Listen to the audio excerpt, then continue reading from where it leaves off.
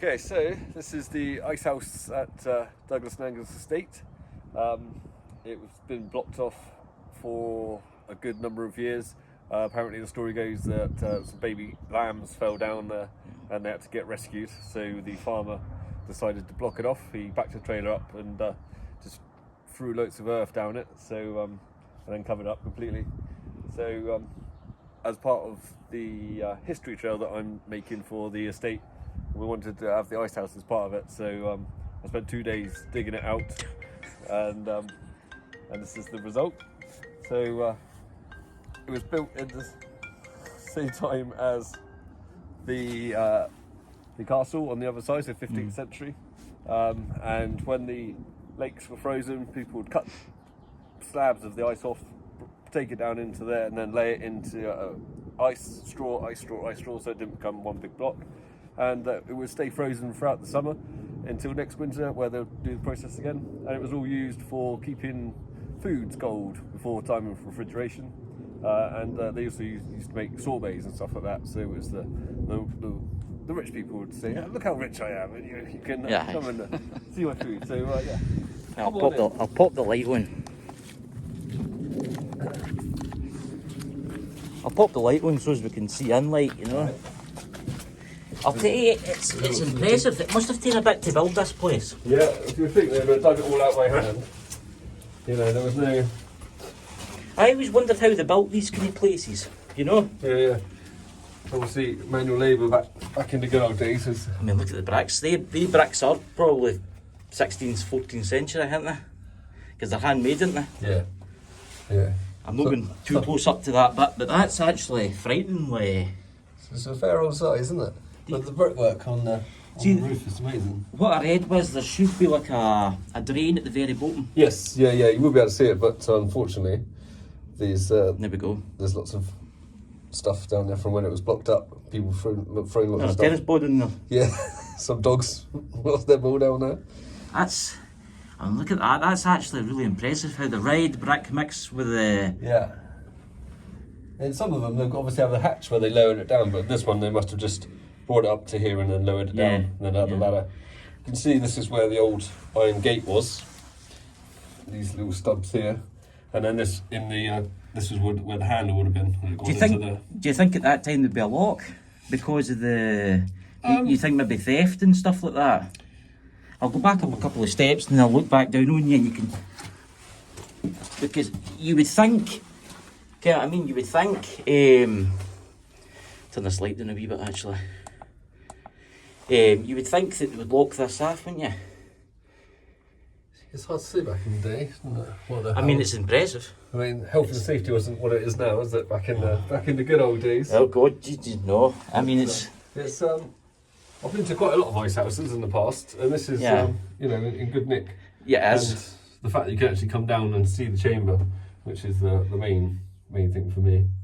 I've actually downloaded a blueprint drawing of these, which I'll add to this video because I can edit it all. Yeah. And I'll add it to this video, and it'll actually show you how the men broke the ice in and stuff like that. So that'll be quite interesting. Yeah, definitely. Well, thank you very much, Wayne. That's fantastic what you've done. The plan is to put a gate here with a timer switch on, which will you press the switch, that will light the chamber up, and then you can actually see everything inside. Aye, that'll be good. That's the plan. Right, back up the stairs we go, and then I can Very good. It's amazing that these steps must be solid. I mean, they're solid stone. It must have taken its toll, time. So there you go, ladies and gentlemen. There's the castle in the distance over there. So you're putting a gate round about here too? Yeah, it'll be a stock fence around to keep the sheep out from falling back in there. Yeah. So, yeah. Well, thank you very much, Wayne. And there'll be more to this video coming because I'm going to film a little bit of the gardens that Wayne's done too. So catch you all later.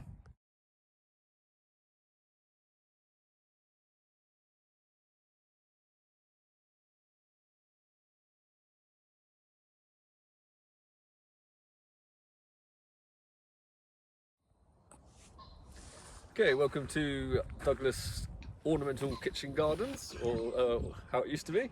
So the history of it, this part, the upper terrace, was the original part when the castle was first built, and it was just for producing vegetables for the castle. And then in 1849, James Douglas decided to extend it, and then he turned it into an ornamental kitchen garden. So you had your kitchen garden with the glass house, but then all the outside of it had all places for the ladies of the castle to come and walk around. So there was rose gardens, lawns, and things like that.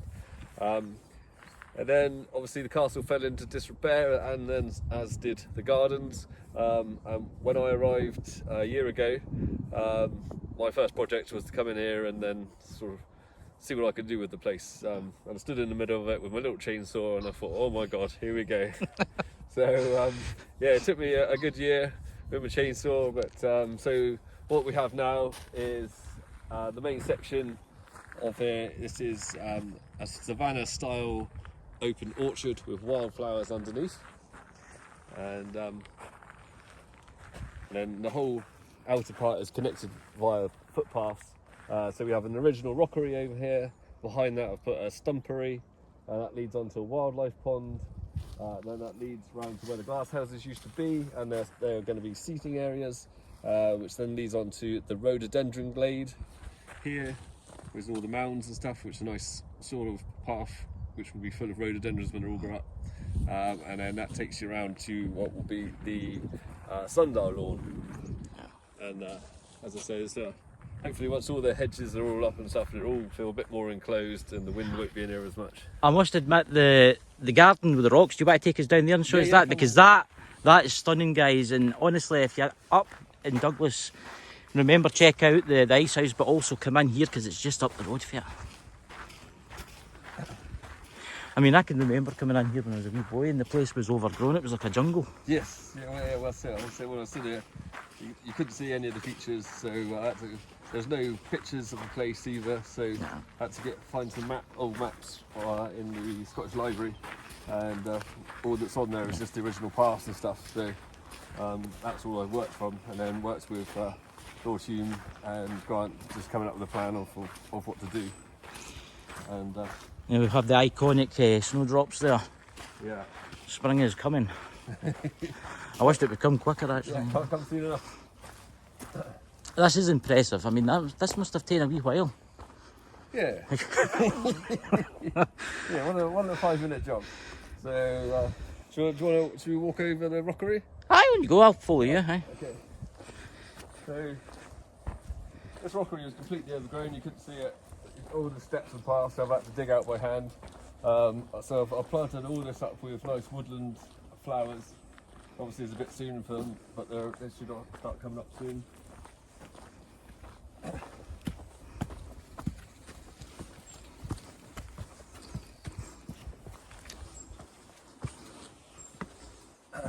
This is the first time I've been up here. Yeah. So there's a folly underneath us, which would have had a seat in it or something like that, and the ladies could have gone and sat underneath it. But this gives you a nice view of all the castle gardens, you know, and in its heyday, all of this would have been sort of roses and stuff like that, and then your vegetables over there. But yes, it runs down there, and then there's more steps here as well. If we go down here, we'll take you into the stumpery.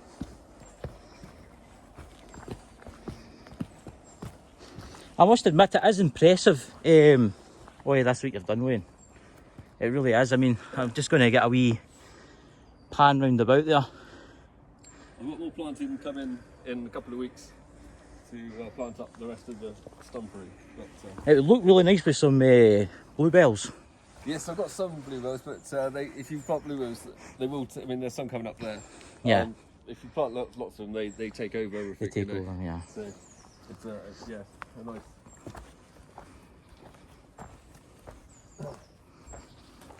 So when we made the garden, the idea with the stumpery, because all the stumps are from inside the actual gardens itself, and the idea was I didn't want to take anything out or waste anything, so it was a case of just sort of recycling everything, and then a stumpery was sort of an obvious. If you don't know what a stumpery is, it was sort of from the Victorian times when they were mad on ferns, and it was a way of displaying the ferns. Really? And stuff. I did not know that. There you go. Learn something new every day. Yeah.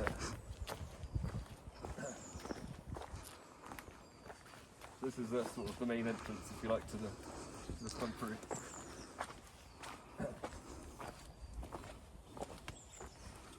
So I've done a beach bonsai avenue on either side, and kind of plants growing up over here, so this will all be enclosed with all ferns and mosses.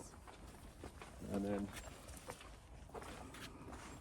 in between all these stumps and stuff, I've planted ferns, so when spring happens and they start growing, it's looking a bit better. It's fantastic in here. What kind of tree is that? This is a little maple, that a little acer that I've had for years and years. It doesn't grow any bigger than this. Just it's on a very dwarf stock, but very colourful in the autumn. Completely luminous red it is. So everything's brown and green, and then with the one red. Oh, that's going to. Oh, that's going to look nice.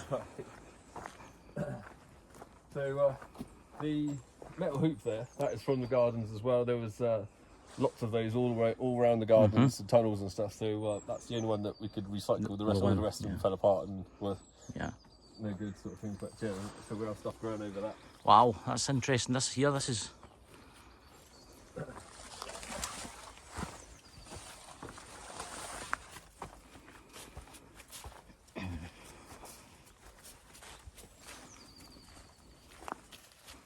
I think if you're a child, you would love it. Oh yeah, this would be great. The idea.